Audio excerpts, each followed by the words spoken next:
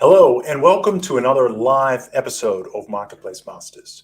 Proudly presented to you by Merchant Spring, the premier marketplace analytics platform trusted by Amazon agencies and vendors.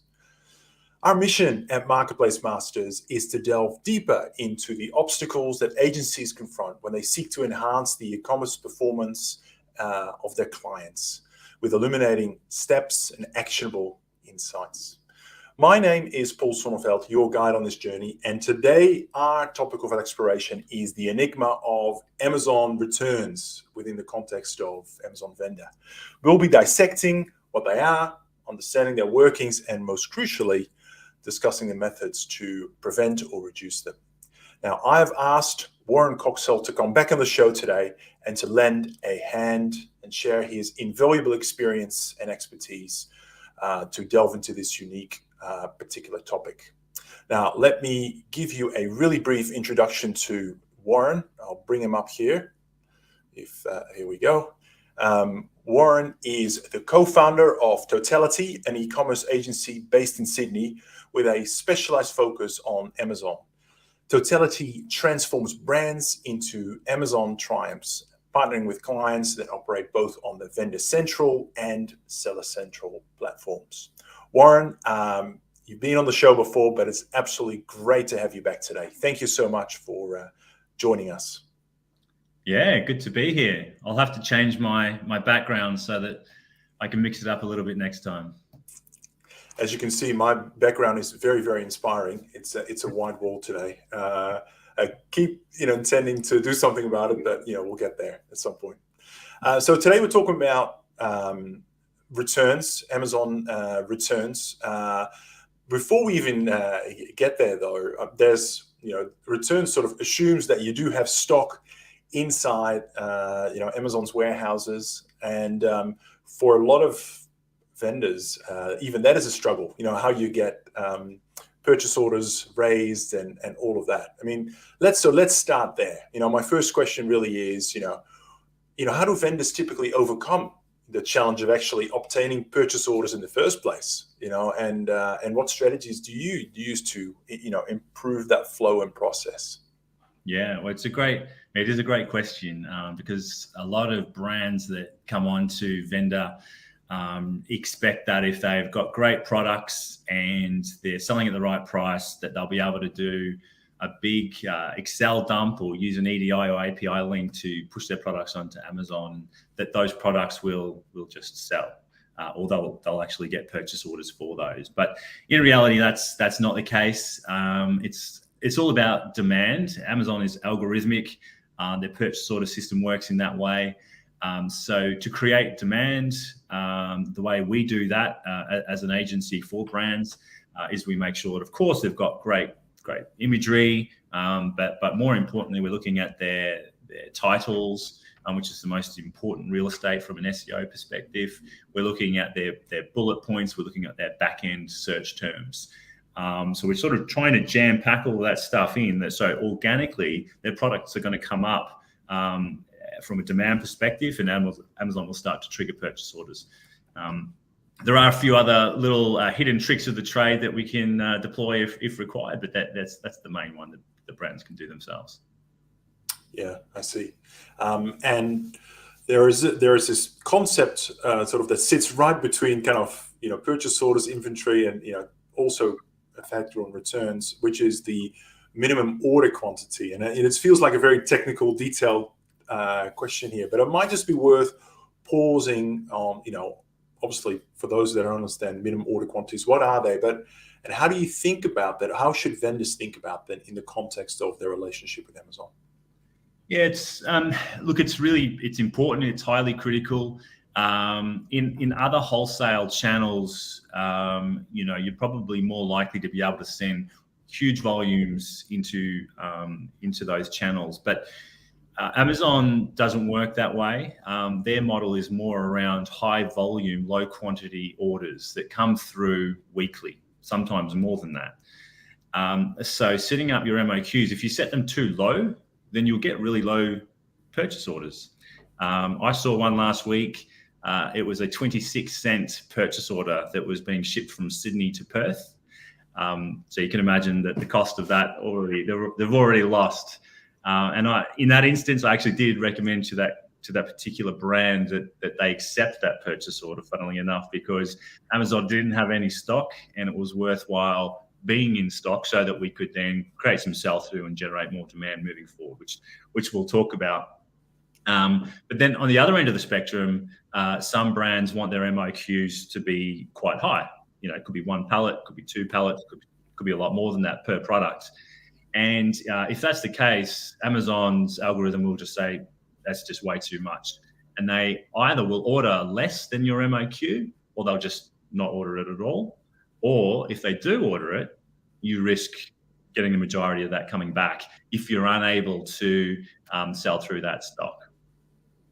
So really what you're saying is, in the event that you are not getting purchase orders and maybe you have optimized all the titles and all the groundwork, it could well be that your MOQ is just set too high, that Amazon's just not feeling bullish enough to place that big order, that, I don't know, 50, 100, whatever the MOQ is. So reducing your MOQ may help. Am I saying that correctly, Warren? Yeah, absolutely nailed it. Yeah, I mean, brands have their MOQs set there for a reason, but really to be successful on Amazon, you've got to really understand how their model works and think about perhaps reducing that MOQ so you can start to get high volume orders in lower quantities. And eventually, once you start to get some sales cadence, you might find that you're back up to that 1 or 2 pallet per product order each week. Yeah. So let's talk about returns. I'm just aware that there might be people tuning into this podcast who have traditionally interacted more on the vendor side, on the seller side with Amazon or marketplaces, and therefore the word return has a different meaning to them. They may be thinking about a consumer return, returning a product to Amazon FBA, to your own warehouse. That's not what we're talking about here. Do you want to just explain for the lay people, Mars, what Amazon returns in the context of being a vendor? What does that mean? Yeah, sure. So, of course, you still get customer returns when you're selling on vendor, or if things are damaged in Amazon's warehouse. That stuff doesn't come back to you as a vendor. So what we're talking about is overstocked product returns. So that's where Amazon has created a series of purchase orders, you've accepted them, and you're unable to sell through that stock within a defined period. And Amazon will then start to return that to you. Essentially, the way it works is Amazon puts a timestamp on your stock holding, and they look at your sell through. And if they've got 1 unit more than what they're expecting to sell through based on your historical sales, then that 1 unit will get sent back to you. Or if it's 2 units, 2 units will get sent back to you. And so that can be, you might end up getting, a large return, or you might start getting a series of smaller returns on a daily basis over a period of time. Thank you. Which gets us into the types of returns. What are all the different types, or how would you classify them into different buckets, different scenarios? Yeah, I think, that's the main one. If I have a look at some of these here, customer returns and warehouse, I sort of mentioned before, there are vendor damaged returns or carrier damaged returns. So if you're sending in stock and Amazon's able to prove that was already damaged before it was sent, then of course that will come back to you. And then again, if stock is damaged in transit, which does happen from time to time, that again is sent back to you. There are ways of disputing returns, and I would always encourage vendors to do that if a particular return is outside of your agreement with Amazon, or if it just doesn't make sense. And I've found actually that Amazon's pretty reasonable in accepting those disputes if it makes sense and you're proving the right documentation and such. So let's, for argument's sake, that you're sitting on a lot of excess in inventory, and that inventory is undamaged, or it's still fit for sale. I think if products is obviously damaged or not fit for sale, that's a different category. But let's say the product, you're just overstocked. The demand doesn't match the manage the inventory. Of course, taking the stock back and bringing your truck around to Amazon's warehouse, or mechanically might work a little bit differently, but that's one option. But clearly not the preferred option. Preferred option is for the stock to stay there and to sell. So, what levers do you pull as you work with your clients on some of these challenges? Yeah, well, firstly, one of the things you can do, and we encourage you to do this even with stock that isn't unhealthy, but is to participate in Amazon promotional periods, because they're high traffic periods that can help you to sell through your stock. But you can also put coupons and discounts against certain products that are falling into unhealthy status to help move those through. Equally, from an advertising perspective, you can start pushing those products a little bit more heavily to ensure that they do sell through, and you're reducing the amount of returns that you might receive. Depending on how much stock Amazon actually has, you might be more reducing how much is going to come back to you as opposed to eliminating it. But certainly promotions and advertising is a key feature when it comes to reducing that coming back to you. I see. I guess if you're a vendor that's been stung by excessive returns and and it's not always easy just to take that stock and sell it somewhere else. Might be significant rework involved. Clearly, there's transport costs and working capital and the like. Hit to P&Ls and all of that. But some vendors may, as new purchase orders come in, they start to get reluctant to accept new purchase orders, right? Or maybe not in the right quantities because they've been burnt before. What advice do you have on how you manage that balance in terms of accepting POs versus not doing it? Like, what steer do you have for us today? Yeah, sure. Well, you can certainly go onto your vendor dashboard in the retail analytics section and have a look at your inventory. And Amazon has some tools there that you can look at, which will tell you how much stock you've got in, and also, what's sort of heading towards 90 days within their fulfillment centers. And you can make some decisions around accepting purchase orders from there. And certainly when new vendors come online and they get these big purchase orders from Amazon, they can tend to get quite excited by that and just blindly accept it. So it definitely comes down to your own ability to forecast. And I always err on the caution or on the side of being quite conservative around that. But for us, just to give you a bit of a plug here, Paul, we use Merchant Spring, your tool, and that allows us to not only understand what is in unhealthy inventory, but we can actually see how many days cover that relates to based on our previous sales. And it's an excellent tool for us to have a look at. So every week, when Monday morning, 6:30 a.m. for most brands, the orders come in, we'll always go through and look at them line by line and have a look at how many days cover does that product have, and then we'll make our decisions based on that. It's always better to accept some of Amazon's purchase order as opposed to completely rejecting it. But in some cases, they've got a lot of stock in their fulfillment centers, so it just makes sense to not accept that particular line item and then move on to the next. Yeah, and of course the devil's in the detail, right? Because obviously to give Merchant Spring a plug here, but this data is available through Vendor Central as well if you know how to pull it out and do the right things with it. But it's always great to overstocks is never homogenous across different ASINs or SKUs, isn't it? You're always overstocked over here, and then you find that there's some other SKUs that are running really, really low, close to the wire there, and you want to make sure that you've got those purchase orders still going in there as well. So, like everything in e-commerce, it's down to the detail. Like everything in retail, I should say, it's down to detail at a product level, right? That's where the and also being aware of the time of year that it is, and you might have. Your sell-through might say that you've got an X amount of days cover, but you also might have Prime Day coming up, or Cyber Monday, or some other event that will stimulate sales for your particular brand. So you've got to just take all that into consideration when accepting stock, because the last thing you want to be doing is running out. Yeah. Actually, on that, I thought I'd throw maybe a curveball question here. Amazon for vendors does provide a forecast, the P70, P80, P90.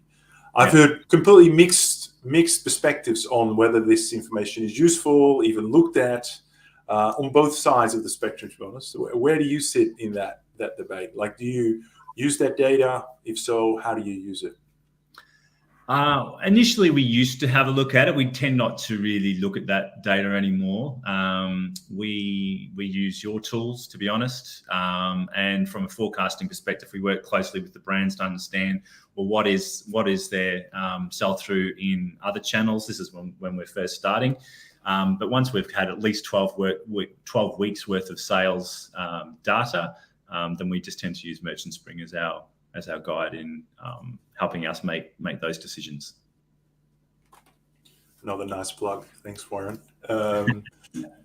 This is a non-paid interview, just to be clear to all of our listeners out there, but it's nice to get your feedback. Well, final question from me before we wrap things up.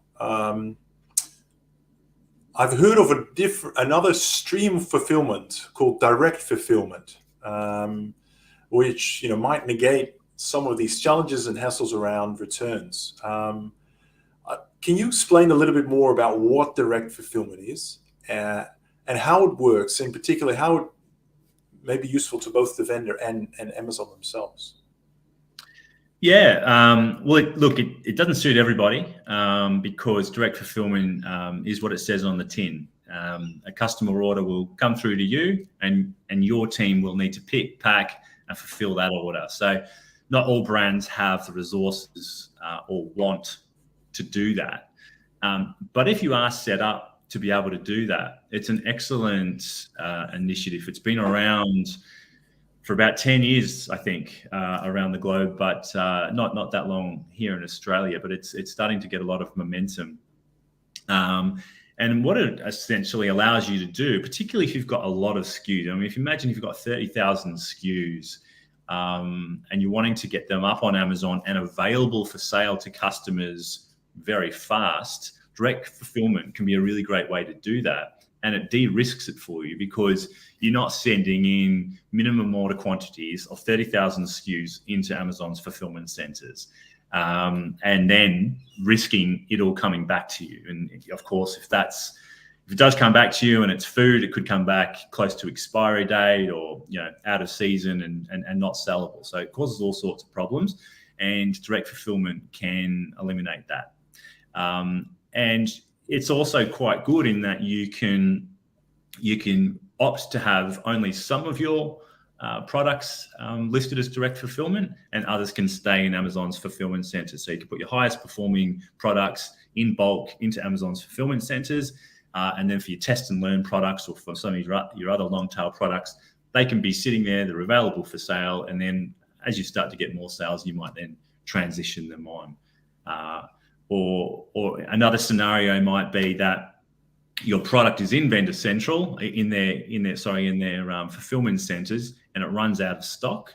If you've got it as a hybrid product, then it will switch immediately to direct fulfillment. The customer doesn't see anything; they don't know whether it's sitting in a fulfillment center or it's direct fulfillment. And equally, you get the Prime badge as well, which means that customers can still leverage the fact that they're going to get fast, efficient, and free delivery. That's a great plus. It's like being a seller and shipping from your own warehouse and still being part of Prime, right? It's a really good option in terms of that. Now, I do have a follow-up question there, which is, I'm sure Amazon expects strong shipping performance. In other words, they wouldn't want the user's experience to be deteriorated just because now they're allowing that last mile, or at least the fulfillment for the vendor to do themselves. So how do they? And this is, I think, probably a topic we could go much deeper on a separate show, but just kind of in terms of the headlines. If I am a vendor, maybe I'm just supplying to Amazon's warehouse. I like this concept of direct fulfillment, but what's the report card I need to deliver on for Amazon when it comes to shipping products on time?